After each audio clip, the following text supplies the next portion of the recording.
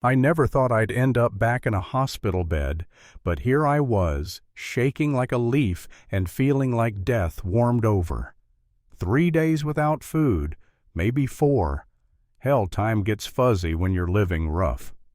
The infection in my leg was spreading fast, red streaks climbing up toward my knee like angry fingers.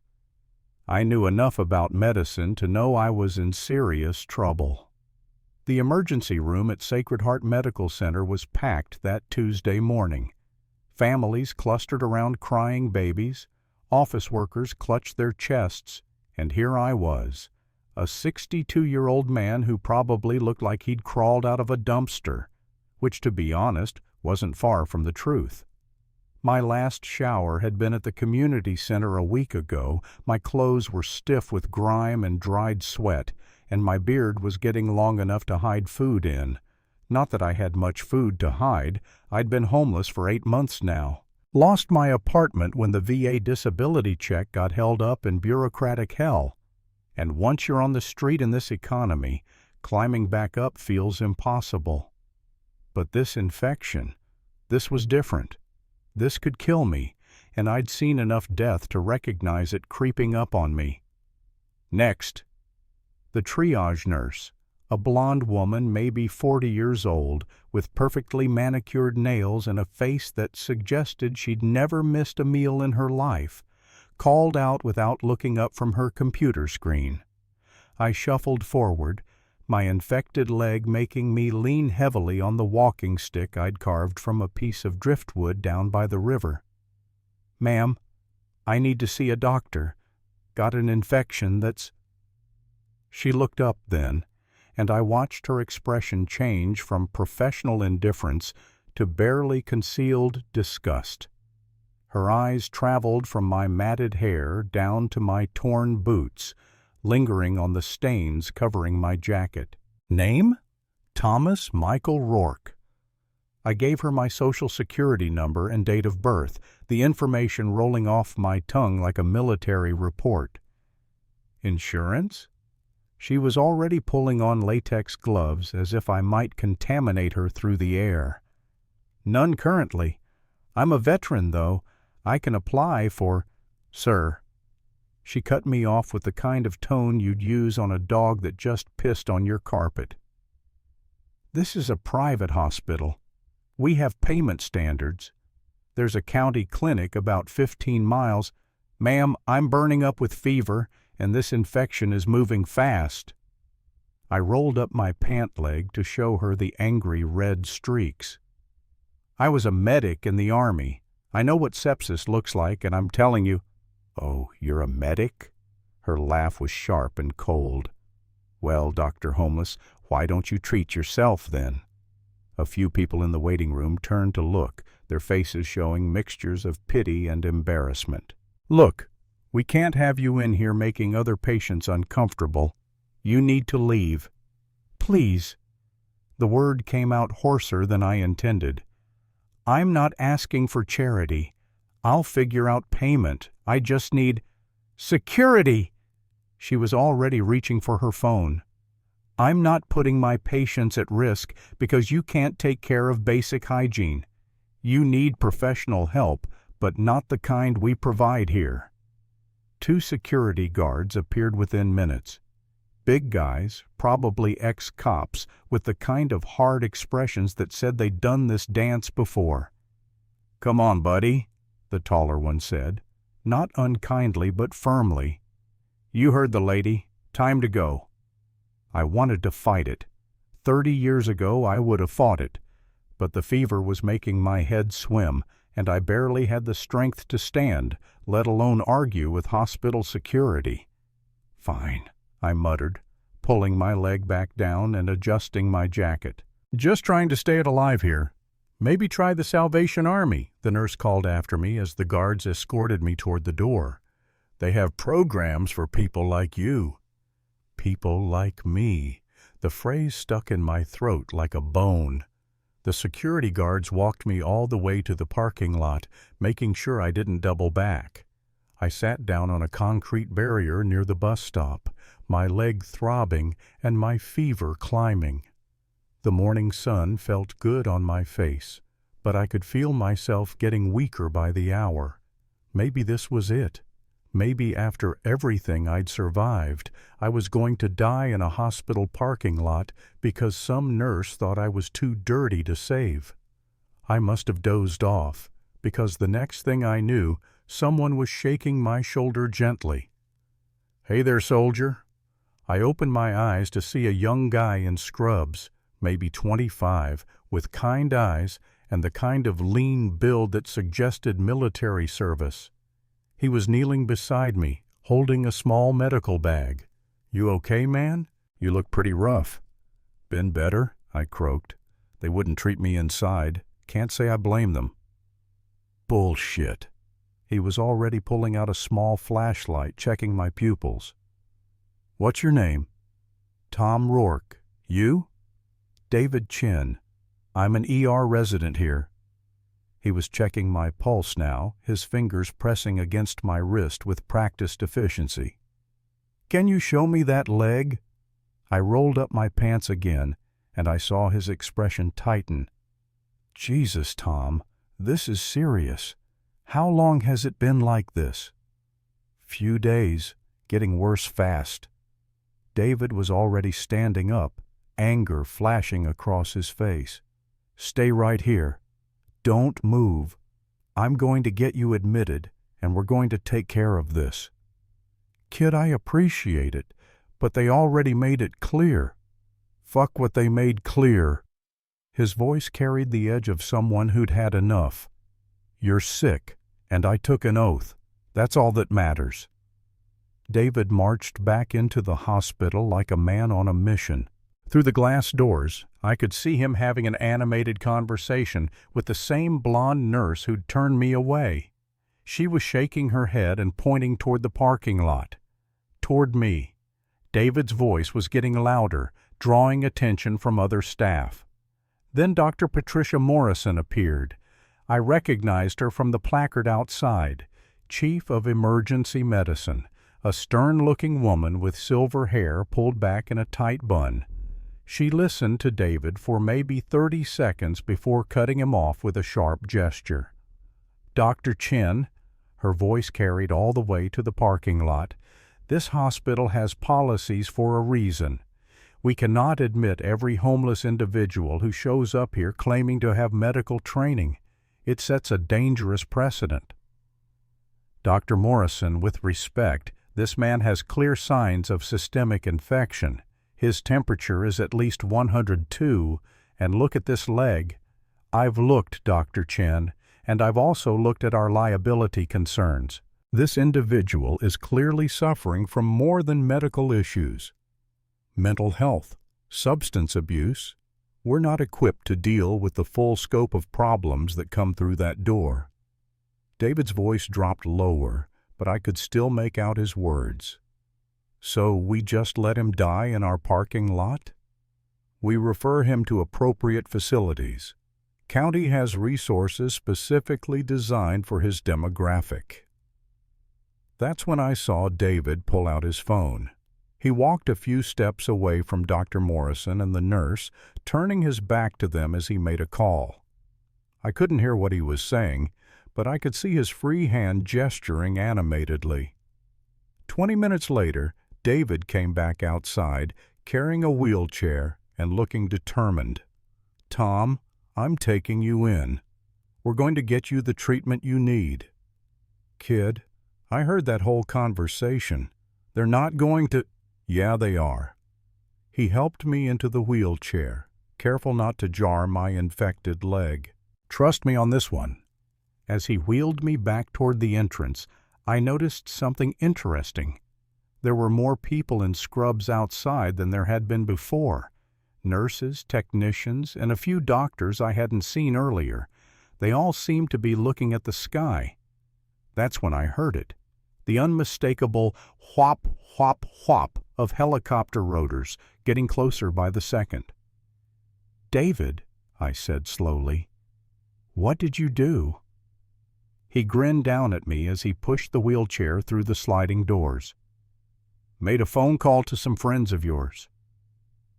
The helicopter sound was directly overhead now, and through the hospital's glass ceiling I could see a military medical chopper circling the building, looking for a place to land.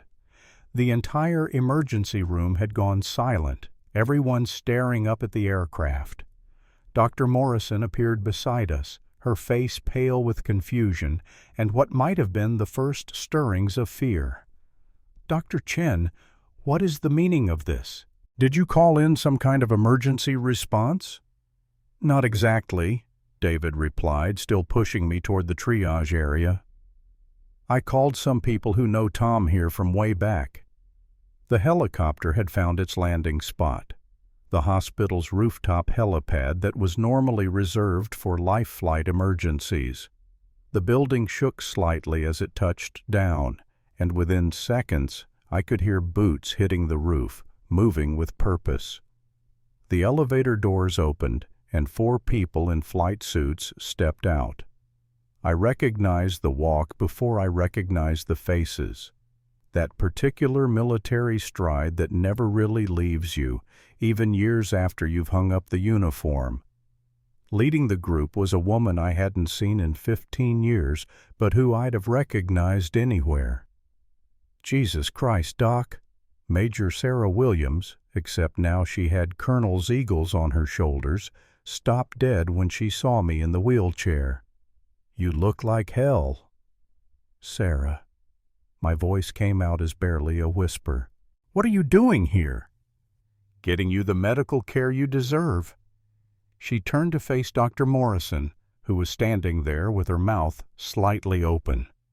"I'm Colonel Williams, U.S. Army Medical Corps. This man is Thomas Rourke, formerly Sergeant First Class Rourke, 75th Ranger Regiment Medical Company. Who's in charge here?" Dr. Morrison straightened her spine, clearly trying to regain control of the situation. "I am Dr. Patricia Morrison, Chief of Emergency Medicine, and I need to know why military personnel have landed on my hospital without authorization." "Because," Colonel Williams said, her voice carrying the kind of authority that made junior officers stand straighter, "one of our own was refused medical care by your staff. Dr. Chen here called our medical unit because he was concerned that a veteran was going to die in your parking lot." The blonde nurse, her name tag said Jennifer, stepped forward. "Dr. Morrison, this is the homeless man I told you about. He was claiming to be some kind of medical expert, but look at him. He's clearly unstable." That's when Staff Sergeant Rodriguez exploded. "Ma'am!" His voice cut through the room like a blade. "This man pulled me out of a burning Humvee in Fallujah while taking sniper fire. I watched him amputate a kid's leg with nothing but a field knife to save his life." The entire ER went dead silent. Carlos stepped closer to Nurse Jennifer, his eyes blazing. "You want to know who this dirty homeless man is? This is the guy who ran into mortar fire to drag wounded Marines to safety. This is the medic who worked for 36 hours straight during the Battle of Wannet, no sleep, no breaks, just saving life after life." Dr. Morrison tried to interrupt. "I understand you're emotional, but—" "Emotional?" Colonel Williams' voice was arctic cold. "Doctor, this man has more medical knowledge in his little finger than half your staff combined. You just refused treatment to a legend." Nurse Jennifer was backing away now, her face white as paper. Around us, hospital staff were staring in stunned silence, some holding their phones, already recording. "Tom kept 47 Marines alive during one firefight," Pat Wells said, her voice shaking with rage. 47!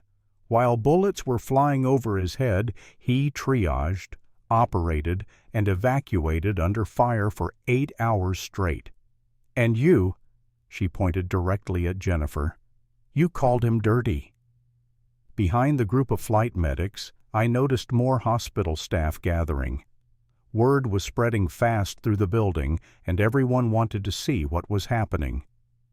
Dr. Chen was standing off to the side, looking satisfied, but also slightly stunned by what his phone call had unleashed. "Tom," Colonel Williams knelt down beside my wheelchair. "Tell me what happened here." I was feeling dizzy, the fever making everything seem slightly unreal. "Infection in my leg. Asked for treatment. They said I was making other patients uncomfortable." "Show me." I rolled up my pant leg again, and I watched Sarah's expression tighten. She'd seen enough combat injuries to know what she was looking at. "Carlos, get over here." Staff Sergeant Rodriguez knelt down beside the colonel, examining my leg with the practiced eye of someone who treated battlefield wounds. "Advanced cellulitis, possibly early sepsis. This needs IV antibiotics immediately." "How long has he been waiting?"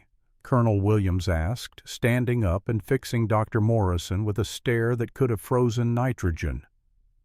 "Well, he wasn't technically waiting," Nurse Jennifer started to explain. "We explained that this facility isn't equipped for his particular situation." "His situation?" The colonel's voice was getting dangerously quiet. "And what situation would that be? Homelessness, mental health issues, potential substance abuse?" "Stop." Colonel Williams held up a hand. "Just stop talking." She turned to address the growing crowd of hospital staff. "I want everyone here to understand something. The man you just refused to treat is Sergeant First Class Thomas Michael Rourke. In 22 years of military service, he saved over 300 documented lives in combat situations. 300. The emergency room had gone completely silent now. Even the patients had stopped talking, everyone straining to hear. Tom was the lead combat medic for the 75th Ranger Regiment during 3 deployments to Afghanistan and 2 to Iraq. He trained medics who are currently saving lives in field hospitals around the world. He developed trauma protocols that are still being used by military medical units today. Dr. Morrison's face was getting paler by the sentence. "But more than that," Colonel Williams continued, "this man has personally pulled wounded soldiers out of burning vehicles under enemy fire. He's performed emergency surgery in caves while being shot at by Taliban fighters.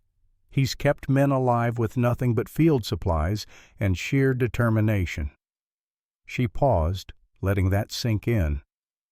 One of those men he saved was Dr. David Chen's older brother. Every head in the room turned to look at David, who nodded slowly. Michael Chen, Marines, wounded by IED in Helmand Province 2019. Tom kept him alive for 6 hours until medevac could reach them. "And that," Colonel Williams said, her voice carrying clearly through the silent emergency room, "is why Dr. Chen called us when he saw Tom being turned away from medical care." Nurse Jennifer had gone completely white. I didn't know." "No, you didn't." The colonel's voice wasn't cruel, but it was relentless. "You saw a homeless man and made assumptions. You didn't see a decorated veteran who has given more to this country than most people give to anything in their entire lives." Dr. Morrison found her voice. "Colonel Williams, we had no way of knowing his background. Our policies are designed to—" "Your policies," Colonel Williams interrupted, "just nearly killed a man who has dedicated his life to saving others." That's when the real revelation hit. Master Sergeant Patricia Wells stepped forward from the group of flight medics. Pat Wells, I'd trained her when she was just out of basic, and she'd gone on to become one of the best trauma nurses in the military medical corps. "Dr. Morrison," Pat said, "I need you to understand something else. Every person in this flight crew has either been trained by Sergeant Rourke or owes their life to someone he trained. We didn't just come here because David called us about a veteran in need. We came because Tom Rourke called in a favor. He taught us everything we know about saving lives." She pulled out her phone and started scrolling through photos. This is Tom in 2018, teaching advanced trauma techniques to a class of new medics at Walter Reed. She showed the screen to Dr. Morrison, who stared at the image of me in dress uniform, surrounded by eager young faces in a pristine medical classroom. This is Tom in 2019, receiving the Army Commendation Medal for developing new protocols for treating traumatic brain injuries in the field. Another photo, me shaking hands with a general, both of us in formal dress uniforms. And this, Pat's voice got quieter, is Tom in 2020, at my wedding. He walked me down the aisle because my father couldn't be there. Tom has been like a father to half the medics in the Army Medical Corps. The photos were making their way around the crowd now, passed from hand to hand. Hospital staff were looking at the images, then at me, then back at the images. The transformation in their expressions was visible, disgust and dismissal melting into shock and shame. What happened to him? Doctor, Morrison asked quietly. PTSD, Colonel Williams said simply. Survivor's guilt, depression. The same things that happen to a lot of combat veterans when they come home. Tom saved everyone else, but he couldn't save himself from the memories. He never told anyone how bad it was getting, Pat added. Just disappeared one day. We've been looking for him for months. I was feeling more and more disconnected from the conversation, like they were talking about someone else. The fever was climbing, and everything had a dreamlike quality. But I could hear every word, and each one was hitting me like a physical blow. Tom, Colonel Williams knelt beside me again. Why didn't you come to us? Why didn't you reach out? I tried to answer, but the words wouldn't come. How do you explain that after spending 22 years being the guy everyone counted on, admitting you can't handle your own life feels impossible? How do you tell people who see you as strong that you're broken inside? He was ashamed, David said quietly. Weren't you, Tom? I managed a small nod. Bullshit, Staff Sergeant Rodriguez said firmly. Tom, you taught me that there's no shame in needing medical care. Remember? You used to tell us that ignoring symptoms doesn't make you tough, it makes you dead. Dr. Morrison stepped forward. Mr. Rourke, Sergeant Rourke, I owe you an apology, a profound apology. Our treatment of you was inexcusable. Nurse Jennifer was crying now, tears streaming down her cheeks. I'm so sorry. I'm so sorry. I didn't know. I didn't understand. That's the problem, Colonel Williams said, but her voice was gentler now. Veterans don't always come with signs around their necks announcing their service. Tom looks the way he does because he's been fighting a war inside his own head for years, but that doesn't make him any less deserving of care and respect. What do you need from us? Dr. Morrison asked. How can we make this right? Start by getting him the medical care he came here for, Colonel Williams replied. Then we'll talk about the bigger picture. Dr. Morrison nodded and turned to address her staff. I want Mr. Rourke in Trauma Bay 1 immediately. Full workup, blood cultures, CT scan, cardiac monitoring, and I want our best infectious disease specialist consulted within the hour. As they wheeled me toward the treatment area, I caught Colonel Williams' arm. Sarah, you didn't have to do all this. Yes, I did. Her eyes were bright with unshed tears. Tom, you saved my life in Kandahar. Literally. IED took out our convoy, and you performed surgery on me in the back of a Humvee while we were still taking fire. You think I was going to let you die in a parking lot? The medical care was swift and professional now. Within an hour, I had IV antibiotics flowing into my system, pain medication dulling the worst of the infection's bite, and a team of doctors and nurses who treated me like I was someone who mattered. But the real transformation was happening outside my treatment room. Word of what had occurred was spreading through the hospital like wildfire. Staff members were stopping by to introduce themselves, to thank me for my service, to apologize for how I'd been treated. Dr. Morrison came by as they were admitting me for overnight observation. "Sergeant Rourke, I've spoken with our billing department. Your treatment here is covered in full. The hospital will absorb all costs." "You don't need to." "Yes, we do." She sat down in the chair beside my bed. "More than that, I want to discuss something with you. Our hospital has a partnership with the VA, but we've been struggling to develop better protocols for treating veterans with complex trauma histories. We could use someone with your experience to help train our staff." I stared at her. "You're offering me a job?" "I'm offering you a chance to get back to doing what you do best, helping people. Part-time consulting at first while you get back on your feet. But yes, eventually, a full position as our veteran liaison and medical instructor." Colonel Williams was standing in the doorway, smiling. "What do you think, Tom?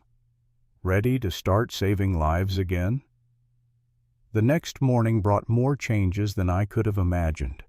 The story of what had happened at Sacred Heart had somehow made it onto local social media, and from there to the news. Not the details of my personal situation. David and the flight crew had been careful to protect my privacy, but the broader story of a veteran being turned away from medical care. The hospital's phone was ringing constantly. Veterans organizations, local politicians, community groups. Everyone wanted to know what Sacred Heart was doing to ensure this never happened again. Dr. Morrison announced a new policy during the morning staff meeting. No patient would ever be turned away from emergency care based on their appearance or housing status. Period. But the bigger changes were just beginning. The local Veterans of Foreign Wars chapter had somehow gotten word of my situation, and a delegation showed up that afternoon with an offer of temporary housing and support services. The American Legion Post had organized a fundraiser. 3 different employers had called the hospital asking if they could speak with me about job opportunities. "You've caused quite a stir, Doc," Carlos Rodriguez said during one of his visits. He'd been coming by every few hours, officially to check on my medical progress, unofficially to catch up on 15 years of lost time. "I didn't cause anything. You guys did all this." "Nah, man. You caused this the day you taught us that every life has value, that you never give up on someone just because they're down. You taught us that taking care of people isn't just a job, it's who you are." Pat Wells had been equally direct during her visit. "Tom, you saved my ass in Mosul when I froze up during that mass casualty event. Remember? Incoming wounded, blood everywhere, and I just locked up. You grabbed me by the shoulders and said, 'Pat, look at me. These people need you to be better than your fear.' Well, now I'm saying the same thing to you." The most emotional moment came when David brought his brother Michael to meet me. I remembered the kid, 22 years old, leg nearly blown off by an IED, bleeding out faster than I could keep up with. I'd worked on him for 6 hours in a field aid station while mortars were falling around us. "You probably don't remember me," Michael said, extending his hand. "Lance Corporal Chen, 2nd Battalion, 3rd Marines," I replied immediately. "Entry wound, left femur, severed femoral artery, massive blood loss. You kept asking about your little brother back home who wanted to be a doctor." Michael's eyes filled with tears. "You told me I was going to make it home to see him graduate medical school. Looks like I was right. David graduated because you kept me alive, and now he's going to help you the way you helped me." 3 weeks later, I walked out of Sacred Heart with a clean bill of health and something I hadn't had in years: a future. Dr. Morrison had kept her word about the consulting position, and Colonel Williams had fast-tracked my VA benefits reinstatement. The apartment was small, but mine.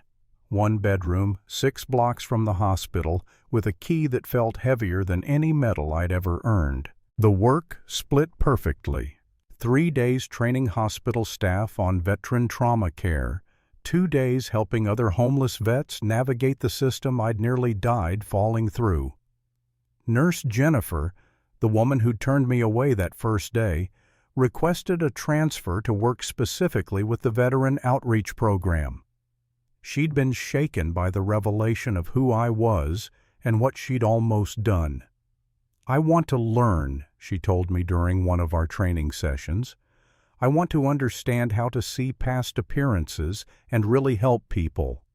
"It's not about seeing past appearances," I told her. "It's about remembering that everyone who comes through those doors is fighting some kind of battle. Some battles are just more visible than others." 6 months after that day in the emergency room, Sacred Heart Medical Center had become a model for veteran care in the region. They'd hired 2 more veteran liaisons, established a specialized PTSD trauma program, and created a policy that no veteran would ever be turned away from care, regardless of their ability to pay. The story had legs beyond just our local area.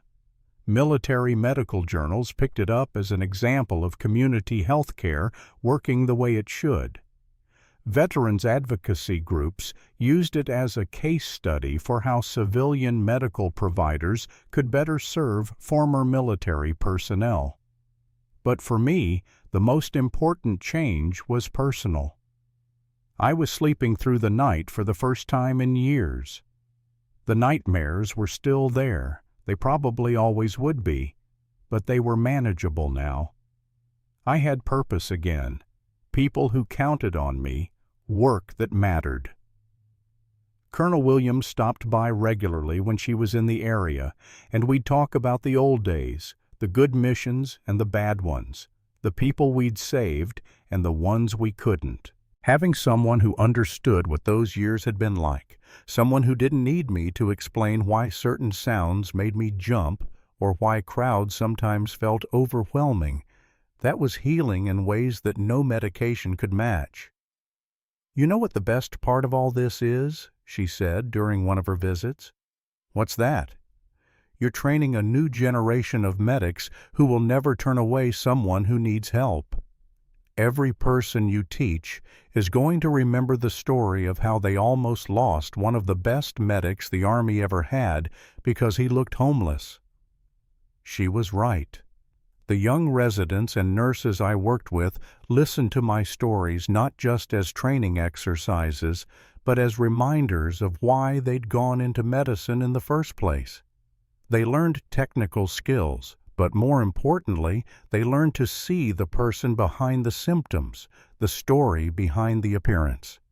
David Chin became more than a colleague. He became family. His parents, immigrants who'd built a successful restaurant business, adopted me as an honorary grandfather. Sunday dinners at their house became a tradition, and for the first time in years, I had people who worried about me, who called to check if I was eating enough, who included me in holiday celebrations. "You gave me my brother back," David said one evening after dinner. "The least we can do is give you a family." The work at the hospital was fulfilling in ways I hadn't expected. Teaching young medics reminded me why I'd fallen in love with military medicine in the first place. It wasn't just about the technical skills. Anyone could learn to start an IV or suture a wound. It was about being the person others counted on in their worst moments, about staying calm when everything around you was chaos, about fighting for every life like it was your own family member. The difference between a good medic and a great medic, I'd tell my classes, isn't what you know. It's what you're willing to do when everything goes wrong. 1 year after that morning in the emergency room, Sacred Heart held a ceremony to dedicate their new veterans wing. The auditorium was packed with hospital staff, local veterans, military personnel, and community members who'd contributed to the fundraising effort. When they called me up to speak, I looked out at the crowd and saw faces that had become familiar over the past months. Dr. Morrison, who'd become a genuine advocate for veteran health care. Nurse Jennifer, who now ran the most successful veteran outreach program in the state. David Chen, who'd become one of the most respected emergency physicians in the region. But I also saw Colonel Williams and her flight crew, Pat Wells with her family, Carlos Rodriguez with his wife and kids, and dozens of other veterans who'd heard about what Sacred Heart was doing and had come to be part of it. "A year ago," I began, "I was a homeless man with an infected leg, sitting in your parking lot and thinking I was going to die alone. I thought my service was over, that I'd given everything I had to give." I paused, looking down at David Chen in the front row. Then a young doctor reminded me that taking care of people isn't just what we do, it's who we are. And sometimes, when we're at our lowest point, our brothers and sisters in arms show up to remind us that we're never truly alone. The applause was long and warm, but what mattered more to me were the conversations afterward. Veterans who'd been struggling with their own issues, talking about getting help. Hospital staff sharing their own stories of service and sacrifice. Community members asking how they could better support the veterans in their neighborhoods. "You know what this really proves?" Colonel Williams said as we watched the crowd mingle in the reception area.